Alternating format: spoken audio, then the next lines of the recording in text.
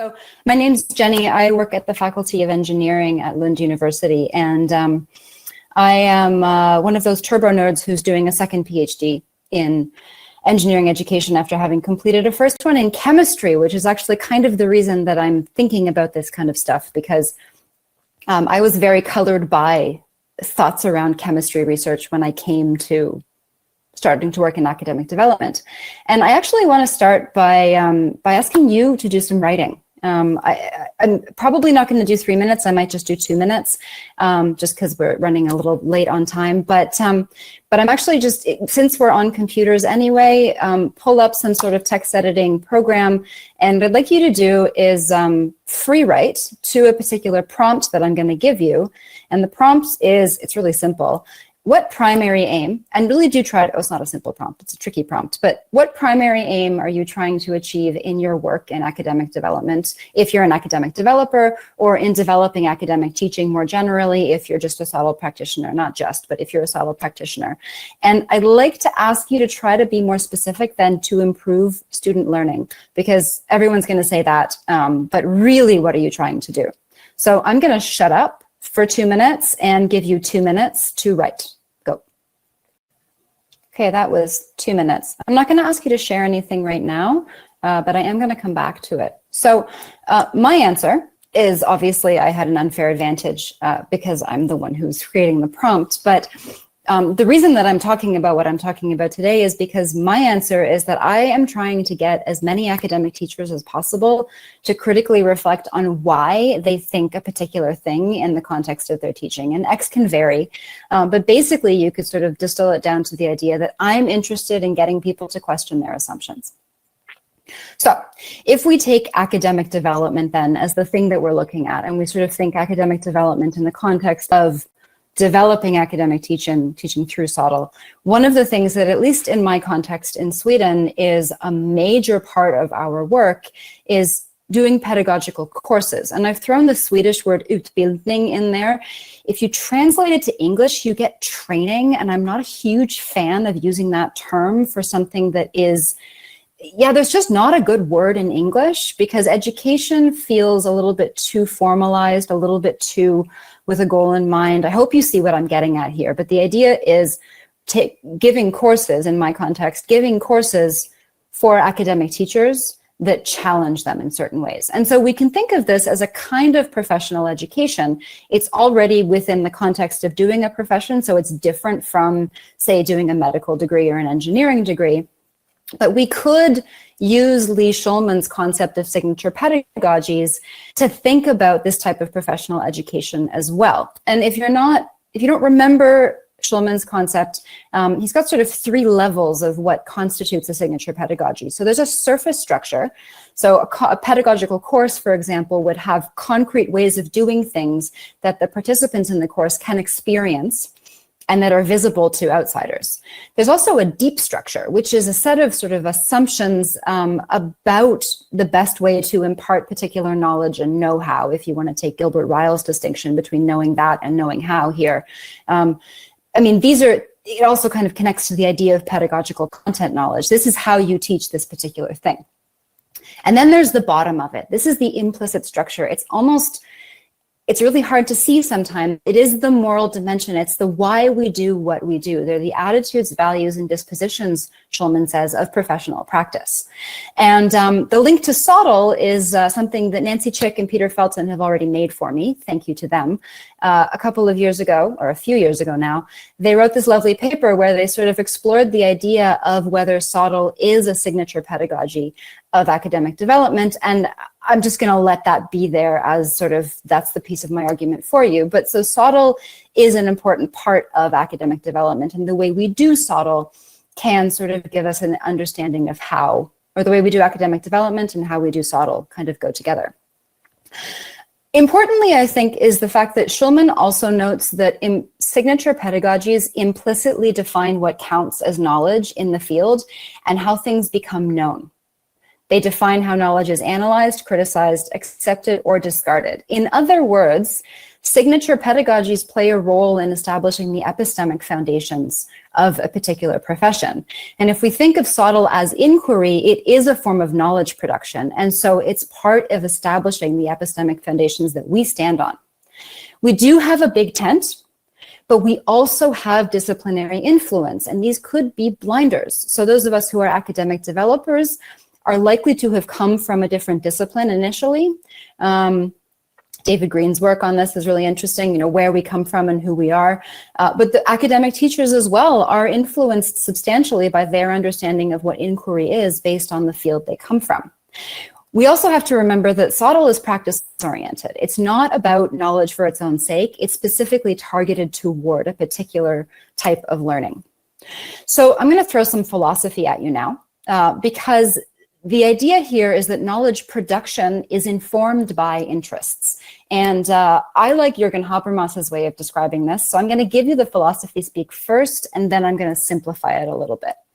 So Habermas's argument in this excellent book, Knowledge and Human Interests, which I've totally stolen and reorganized for my own conference talk title, his idea is that what we have as science, so systems of inquiry that are established and systematic, have not freed themselves from the interests that are rooted in what's called the primary life world, our lived experience of being in the world.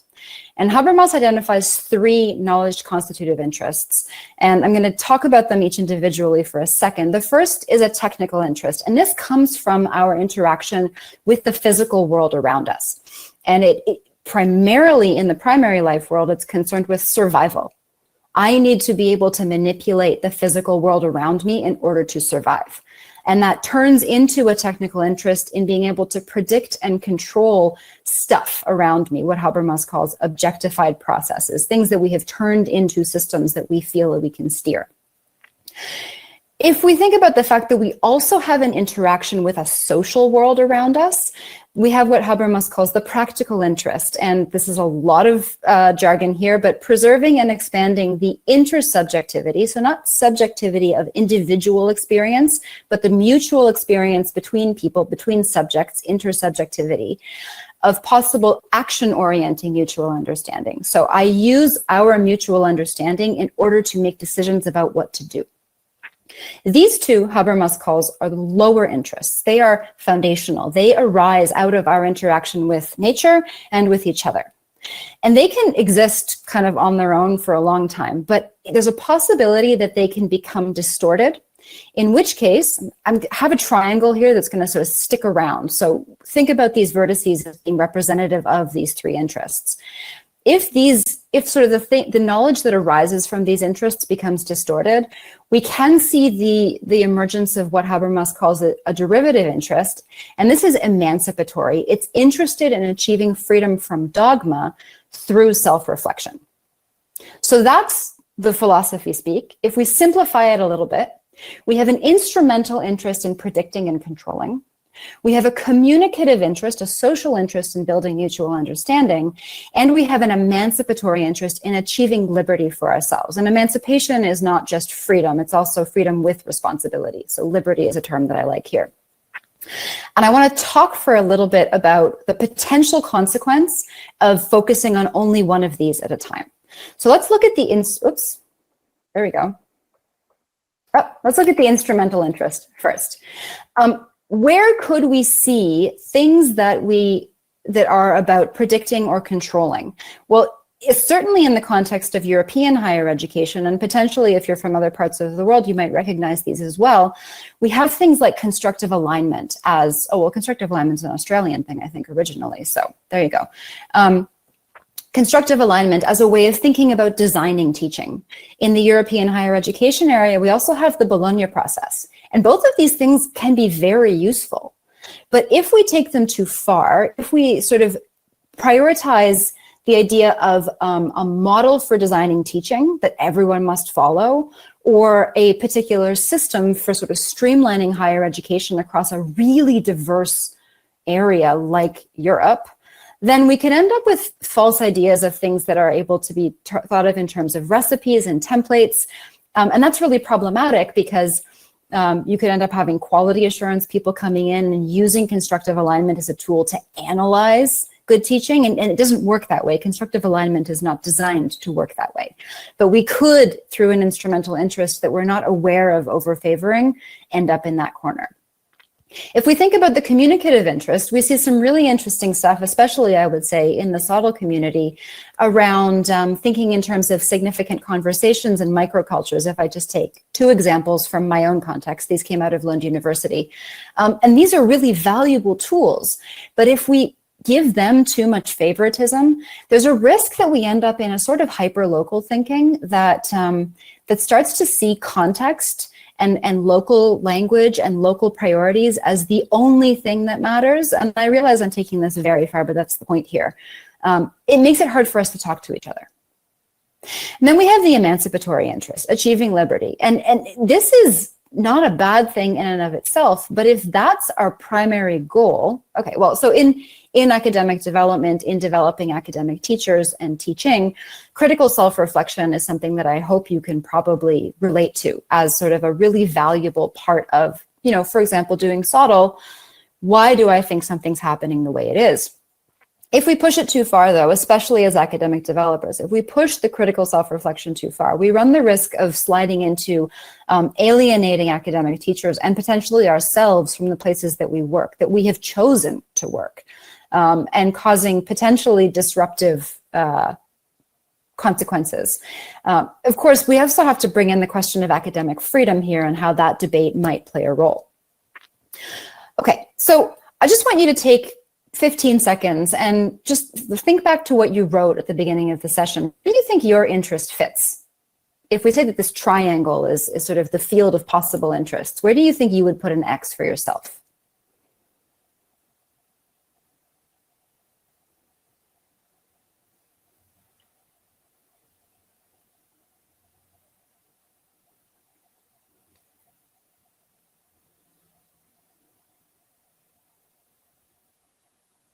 So that was some number of seconds, close to 15.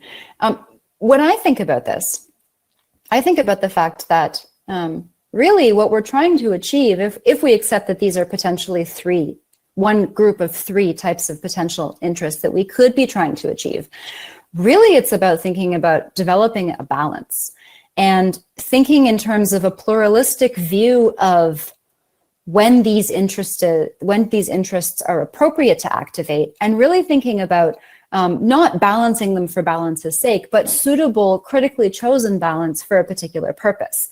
And to give you a sense of what I mean, I'm actually going to give you some other examples of scholars who have used Habermas in the context of education.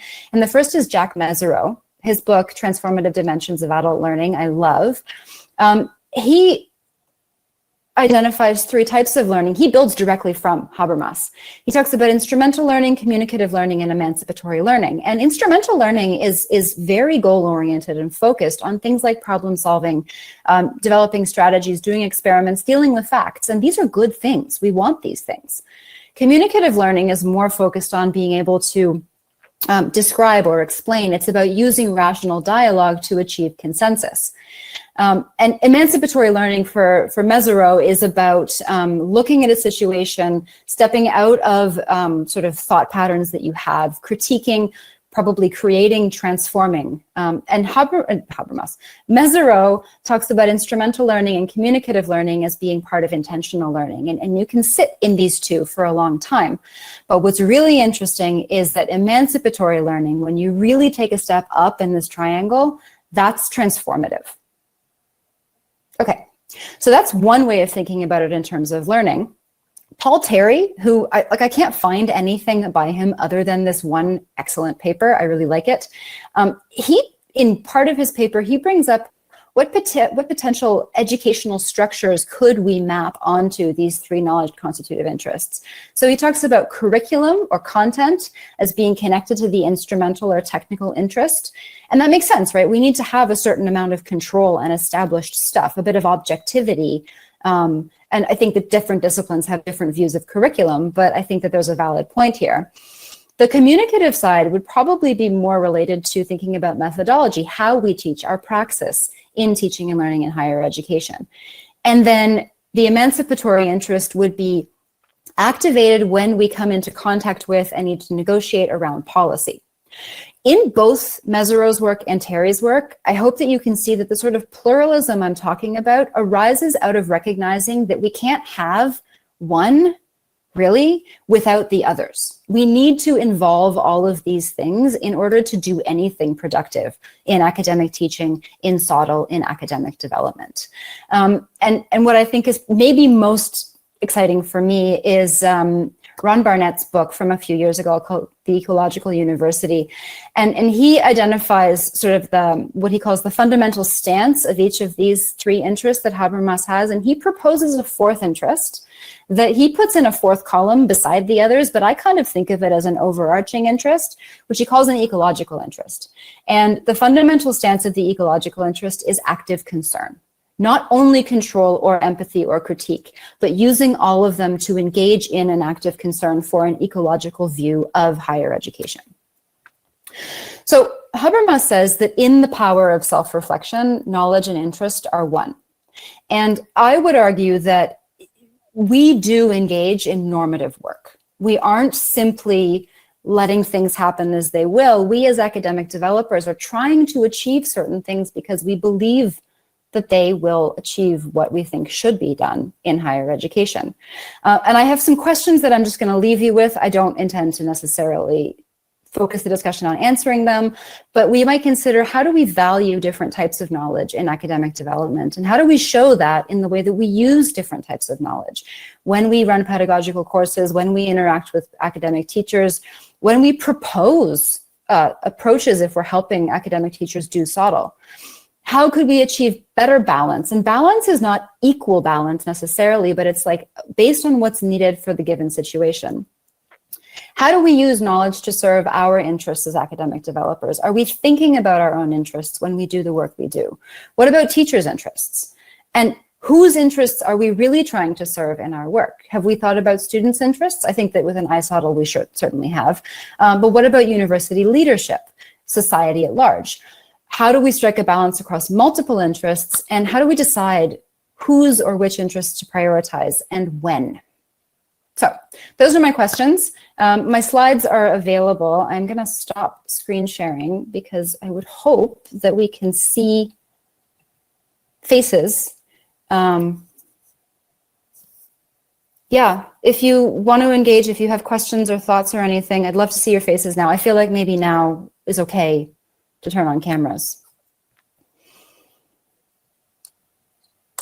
Hi, Jennifer. I loved your presentation. I was really inspired. I'm from Utrecht University.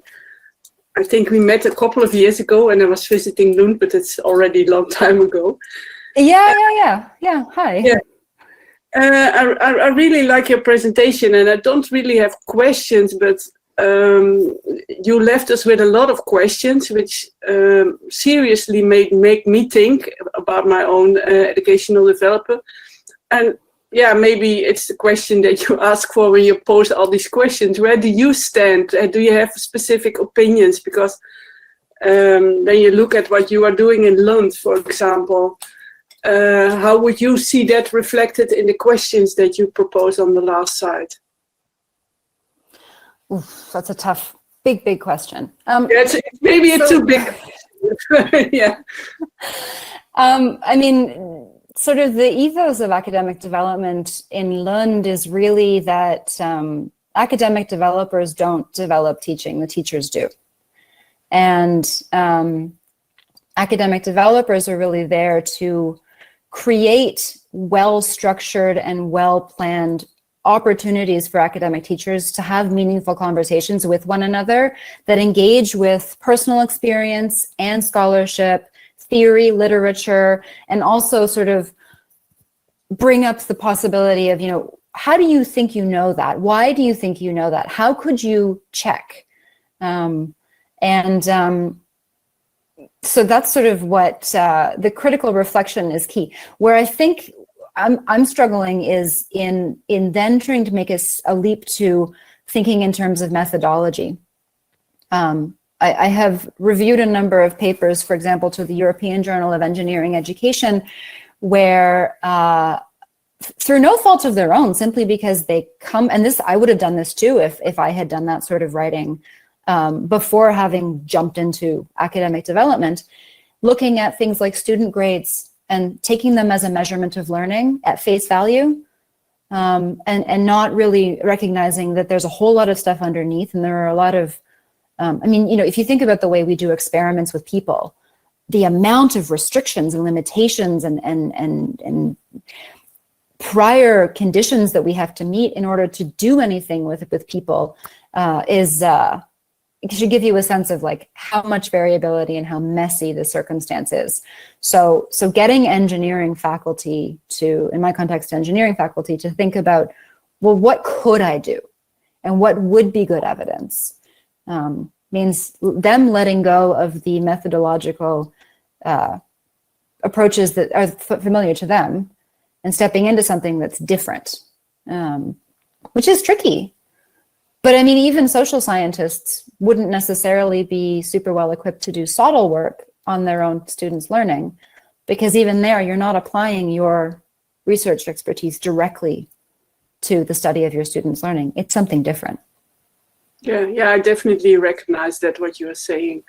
I have to deal a lot with teachers from the Faculty of Science, which of course, if they have to go to SoTL research and use different types of methodologies, and it's very hard for them. And I was looking at your nice overview and the model you propose.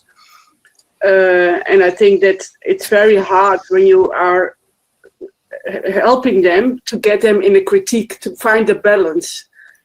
How do you experience that? Because I can imagine that, especially for people who just start with SoTL, you would like also to have them in the self-reflection, but that is very hard.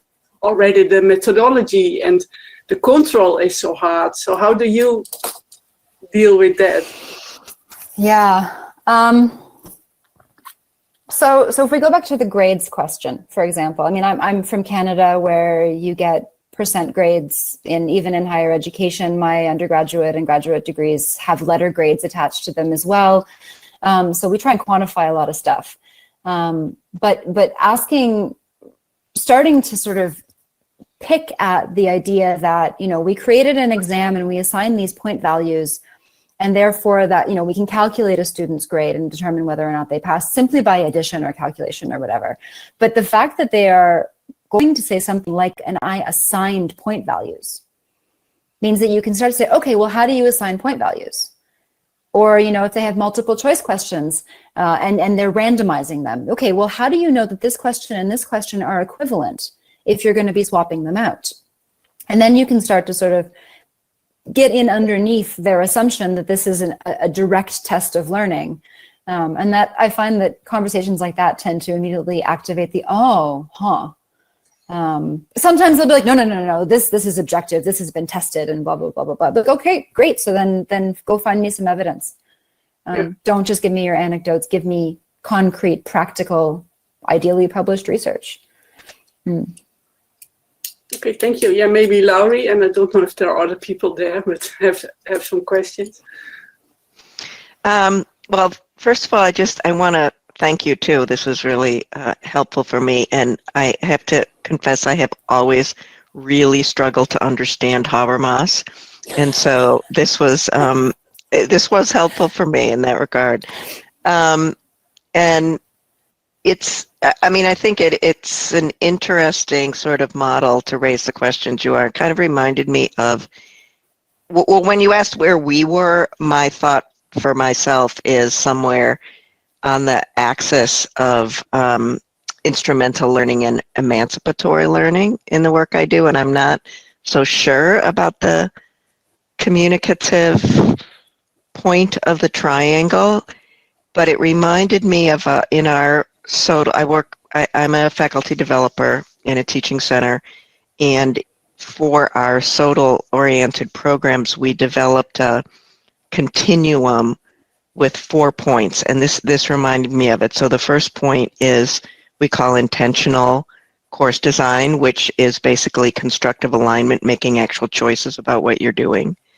And then the next step is evidence-based teaching, which we define as starting to bring in some literature. Not so much thinking of student work as evidence yet. And I think both of those are on that instrumental learning end. Mm-hmm. And then the next step we call teaching with a spirit of inquiry, which I think, which is basically what I wrote about in the beginning, which to me, my goal of my work would be for faculty to go into a classroom and thinking of it as a site of inquiry and thinking of things their students produce as evidence. And that is a constantly, it's not about finding the answers, that is always dynamic. So to me, and then SoTL is kind of the last step, so, and it kind of gets us like a year and a half to get them to that point. So that's kind of what how I'm attaching my world to it. But I think you've given us a lot of nice things to think about. So thank you. And thank you for, thank you for doing, hanging in there. I just want to acknowledge people. I know it's been really, we actually have a presentation at 10 o'clock at night and I'm in Boston. So we're all like, why is our presentation at 10 o'clock at night? So we're a little nervous. Yeah. The time zone shifts are tricky. Yeah. Your continuum sounds a little bit like Susan Van Skalkvik's Levels of Teacher Development. I don't know if you've seen that. I think it's from 2013. She's from Stellenbosch. Critically reflective teacher, or there's a reflective teacher, I think there may be critically reflective, then scholarly teacher, and then teaching scholar. Kind of a similar set of stages to proceed through. Yeah. That does sound similar. Mm-hmm.